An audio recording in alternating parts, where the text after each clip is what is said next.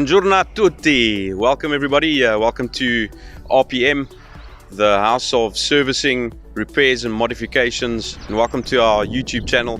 And this is our first episode. I hope you enjoy it. Come walk in with me. Come have a look at what we've got here. Something special today. Something that you don't see every day on our roads. And an awesome ride. Something that you're not going to drive past, but you're really going to enjoy the sounds through every single gear. What an awesome machine. Have a look at this.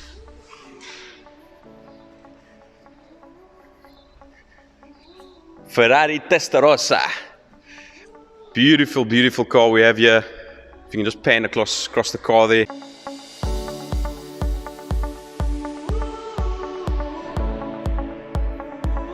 This beautiful car is from 1987 with a lovely 4.9 liter flat 12-cylinder engine.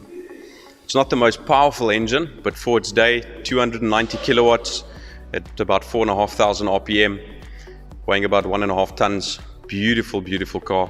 If you come closer to the engine and have a look at this beauty. Old school K-Jetronic injection, electronic ignition. Something of the past, but can still compete with some of the cars today. This vehicle came into us from one of our customers. He's got quite a few of them. We look after his range of sporty vehicles, of which 6 are Ferraris, a few Mustangs, and we happily look after these cars. It's something different, something that brings us back to our roots of fixing cars and none of the electronics of today. So it puts you through your paces of knowing what cars are all about and where they all started. This car came in with a water leak. We were dreading the worst. Would it be a head gasket?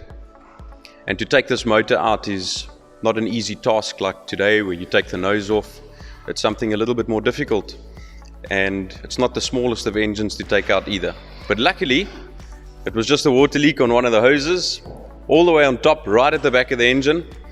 Portuguese people aren't very tall, so we can't really reach in the back. So we had to get one of the locals, one of our local mechanics that works for RPM, to assist us to access the water pipe right at the back. These parts are not very easily available. Luckily, it wasn't a very sophisticated hose. We were able to get this locally. Fitted new hoses, new water clamps, as well as some new fresh approved Ferrari coolant, as well as distilled water to keep the motor running fresh. It's gone through an oil change as well with its dry sump. All the oil was drained, the system was flushed, new oil was put in, also a Ferrari spec oil that we use from Motul. Motul is one of our brands that we use on all of our sports cars, on all the luxury vehicles, as well as the sports models that we work on. And such an awesome machine to be able to touch and drive around for testing. Awesome gearbox, old school. If you have a look inside, have a look at that gear lever. There's no snap changing with this one. First gear on your bottom left, second middle up, and so on.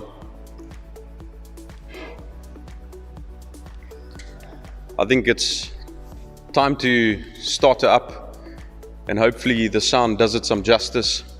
We just climb in here. It's pretty much lying on the ground, so I've got to put my age to its paces. Have a listen to this.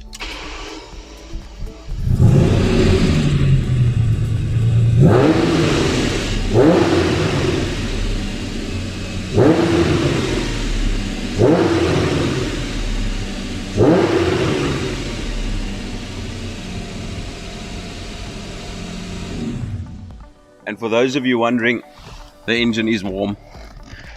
We started it up and let it warm up. One of the most fundamental things about running an engine, make sure that your oil is up to temperature. Just a bit of tech talk at the end. Make sure your oil is up to temperature before you drive your vehicle hard. And for your new turbocharged vehicles, before switching the vehicle off, drive around the block, let that oil cool down, idle it for a minute or so, and then shut it off. Prolongs the life of your turbocharger. You're making sure that the oil is working at its correct viscosity, maintaining its viscosity. You're not overheating the engine and the oil and damaging the oil. as well as protecting all your components of your engine, like your bearings, side skirts, pistons, etc. I hope you guys enjoyed it, and we look forward to the next one, and thank you for following us.